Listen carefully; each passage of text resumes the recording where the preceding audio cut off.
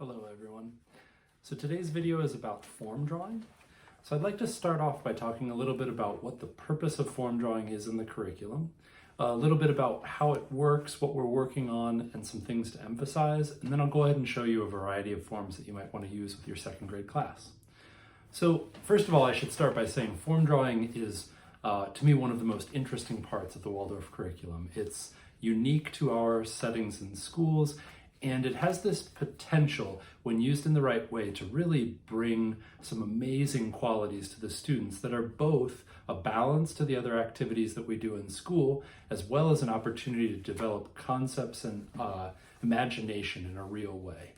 And in speaking about imagination in this way, as I may have mentioned already, this is not so much talking about imagination like making up stories or even the kind of imaginative play that children engage in, but rather a form of imagination that is more closely connected to mental picturing.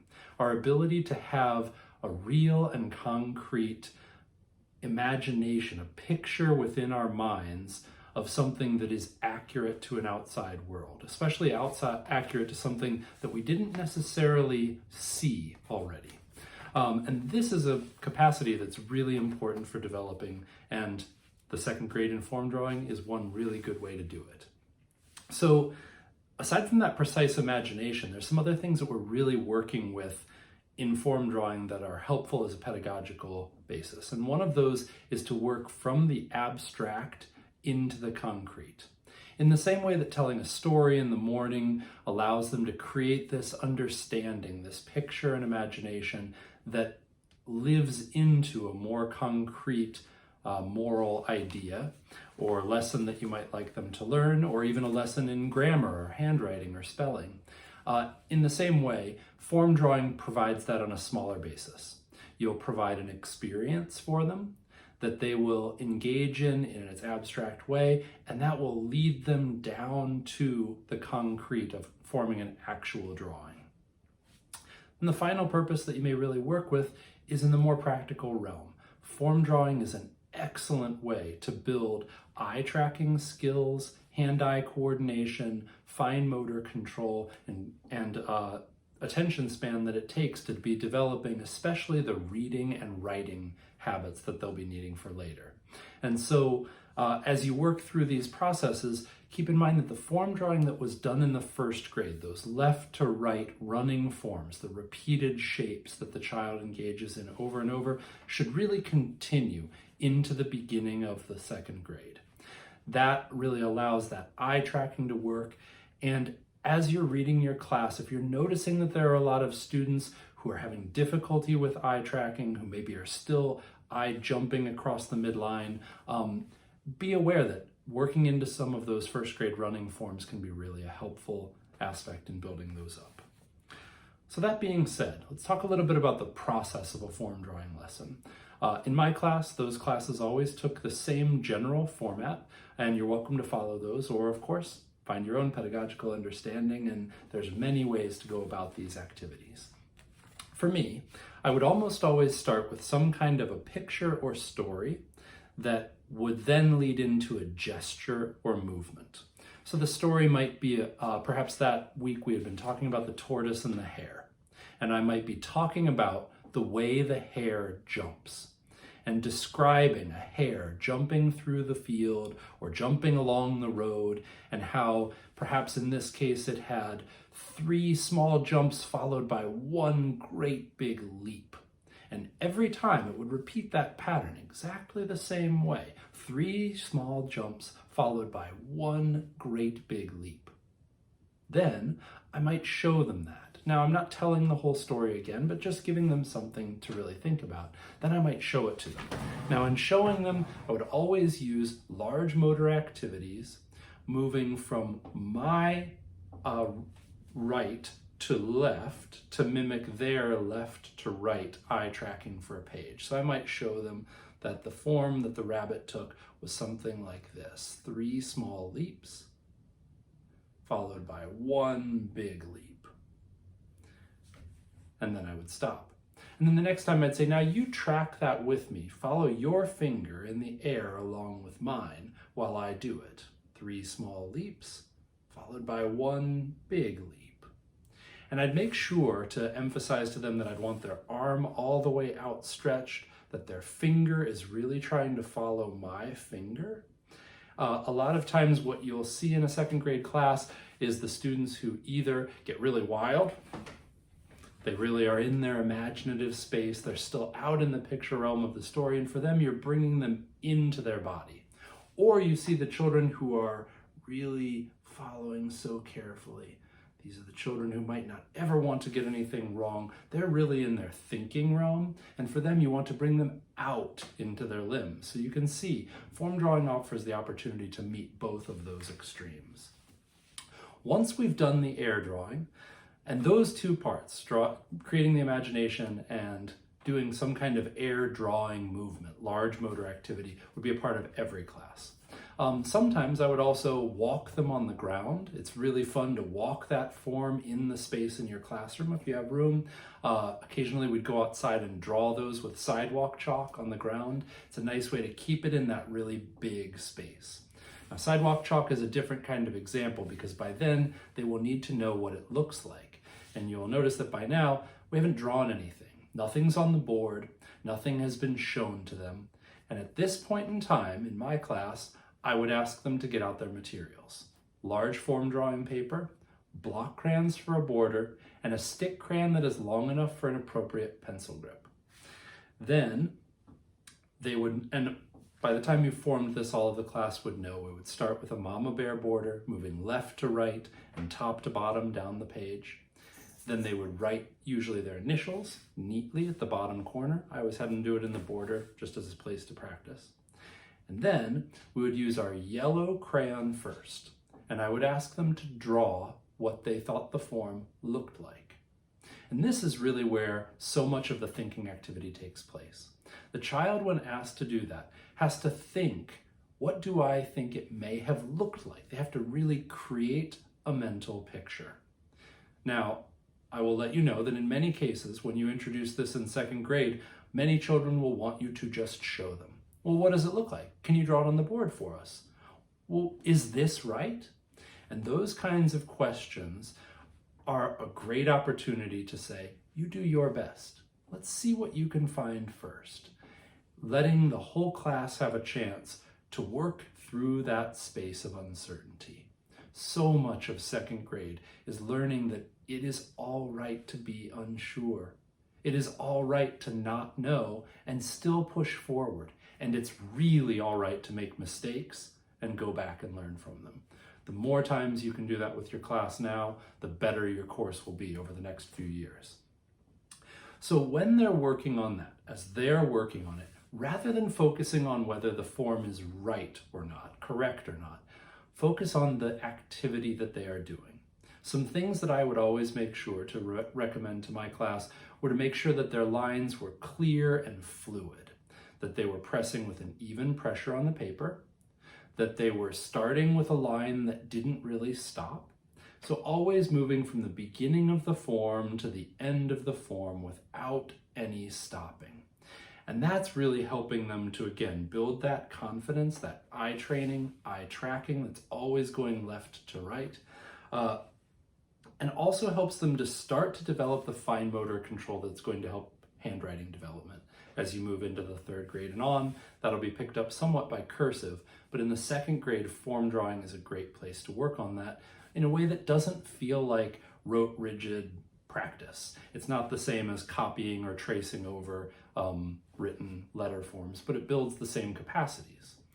So in that way, we would always, of course, especially at the beginning of class, start by thinking about our seated posture. How are our feet planted on the ground? How is our back in our chair? How is our hand holding our crayon or pencil? Checking that pencil grip, checking our other hand holding the page steady, and then drawing the form. Now, that consistency of the form is something that I would always be noticing and commenting on. That way, the comments that you're making as a teacher are more about how the activity is being done versus whether or not the product on their paper is right or wrong. You're really building a sense in the child that it's how they work that we are most engaged in. So with that in mind, those are kind of the general ideas that I would give when you're thinking about a form drawing lesson.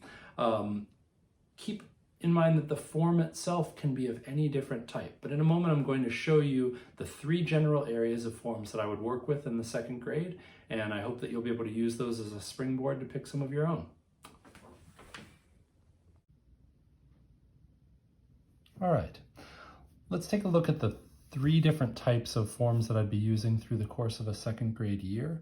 And let's start at the very beginning, looking at how we might set up one of the early forms, beginning of the 2nd grade year. So I would be starting with a blank paper. I like really large scale size pages, about as big as you can fit on your desk. Starting with a block crayon with a nice pencil, or with a nice block crayon grip, I'd start with lines that go from the left to the right. So we're always practicing that eye tracking, always keeping things directional. Left to right, top to bottom,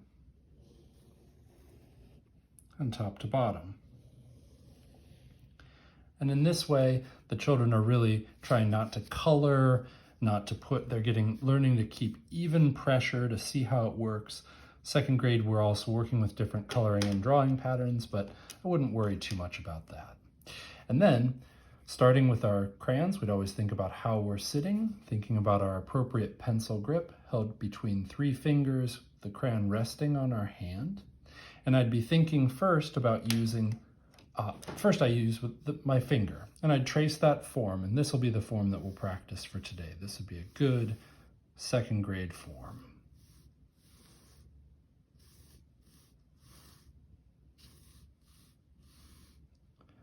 Tracing it with the finger is a good way to just look at where it is in space. It's something that can be really helpful for children to learn spatial orientation. You might have a child who starts all the way up here or all the way here and can only do the form one time.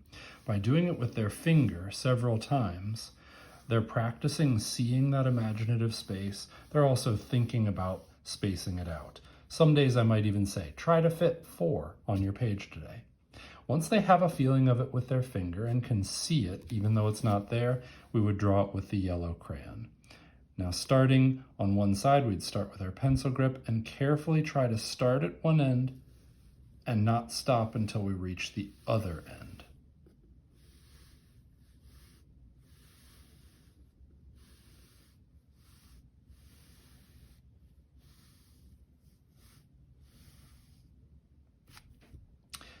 Once they've drawn it once, I might have them practice again with the same yellow crayon, and this is where I would say if there are any corrections that you need to make, if there are things that aren't the same size, or a line that doesn't go where you think it should, we would make those corrections. At this point in class, I would also likely draw the form on the board. That way, children who are really emotionally connected to having something correct don't get too far into their process, and they can make changes in this yellow form before they get into drawing it with another crayon. Then the final product, the part the kids like the best, which is drawing that form in with another crayon. Now you'll notice that it's always one smooth line starting at one end and making its way to the other side, and then starting again.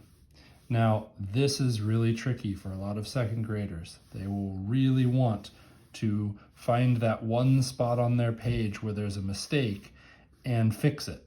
I really try and encourage them not to do that.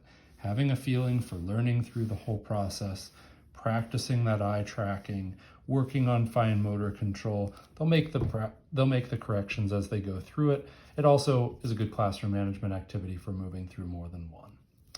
Now, the next kind of form that we might do in the 2nd grade would be what I would call places with 2-part symmetry. And 2-part symmetry means that we're talking about something that is reflected on an axis. So at that point, I would introduce the term axis to the 2nd grade, and the axis in our class was a golden line. And the golden line, we had a story that had talked about mirrors, and everything that happens on one side of the golden line is mirrored on the other side of the golden line. And so we talked about what that would be like, looking at things like our hands, where it doesn't look exactly the same, but rather a mirror. And the 2nd graders pick that up really quickly. Then the first few lessons, we might just draw a very simple form, something like this.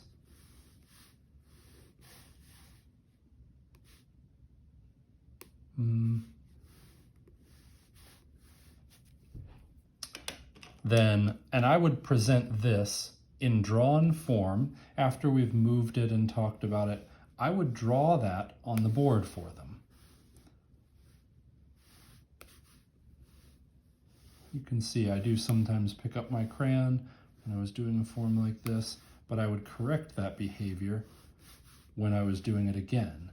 I really believe in making mistakes in front of second graders and then pointing out what those mistakes were so that they can see that we are working at improving ourselves in the same way that they are. Then the challenge comes. What does this look like reflected on the other axis? And the children work to figure it out. Now, they could really start anywhere. Some of them will actually want to draw in a reflected form, but the idea is that they start to see what a reflection looks like. It's pretty straightforward on something with symmetry. So the next thing to do might be to create a form that is a little more complex, something like this.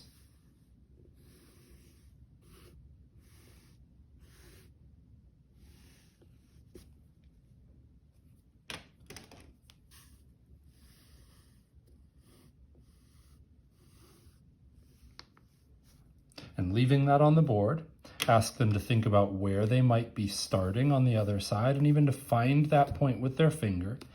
And then to think, does the line move toward the axis? Then this line should move toward the axis. When it moves away, it moves away. Together, together, away, away. So by mid-time through the school year, they're starting to be able to really see what this form might look like. And to be able to find it and complete it on their own. And once the majority of your class is able to take a form like this, you can introduce things like finding the shadow of the form.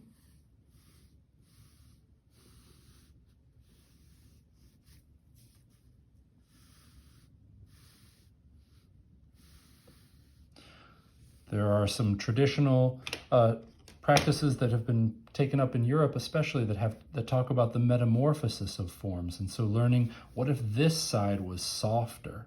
You might introduce that idea, and your class could start to look at things like this as being another element of this form.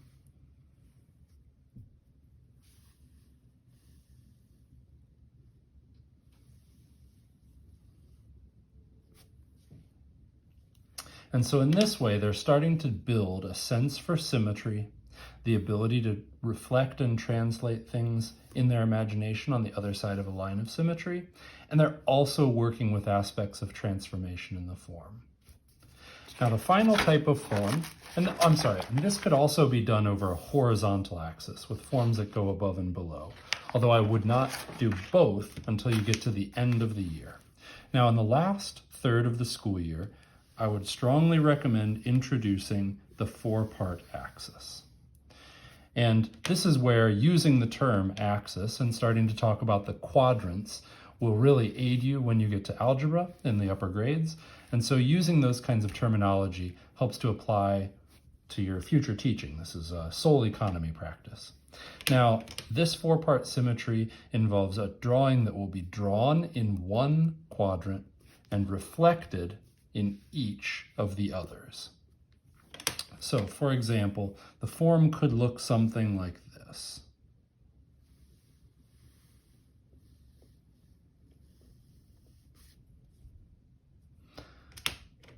And could be traced over to look something like this.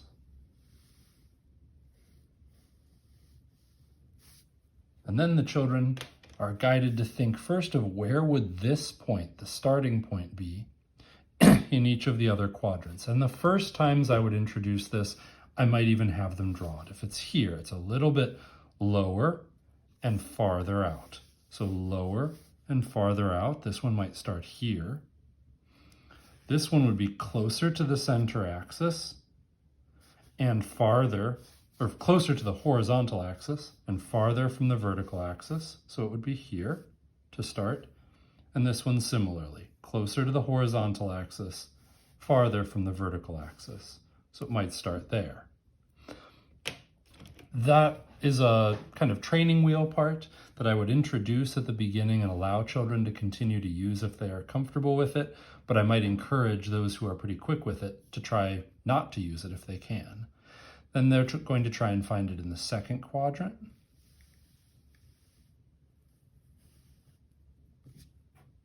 In the third quadrant.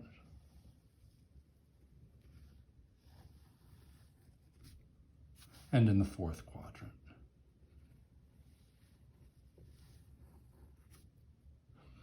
Going over it in each of the other areas. And colors I leave to the student's choice almost always. I do like yellow always for the beginning because it can really be easily corrected. And I just bring it to them in that way, that if they make a mistake with blue or green or purple, it's awfully hard to let that be covered up. Now, some students don't care. They don't mind about covering it. They can leave their mistakes, and that, I would say, would be just fine. So this is the idea of the four-part symmetry. They've got the original form. They could, again, be working with things like the shadow of the form.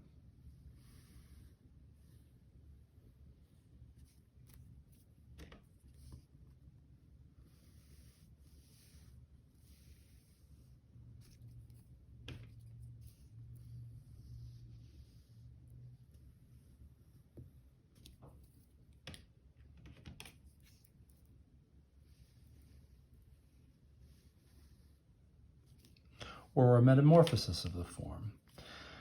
One point I would note is that at this point, I would never, in second grade at all, I would not let the forms cross over the axis lines. That's really the work of the third grade once the 9-year change is completed and they're more ready to cross vertical and horizontal midlines. But for the second grade, approaching it and moving away, moving with lines and curves in this living imagination is an incredible opportunity. So have a look at the other form drawing examples and see if you can find some that you like. We'll talk about this more in class. Hope you enjoyed.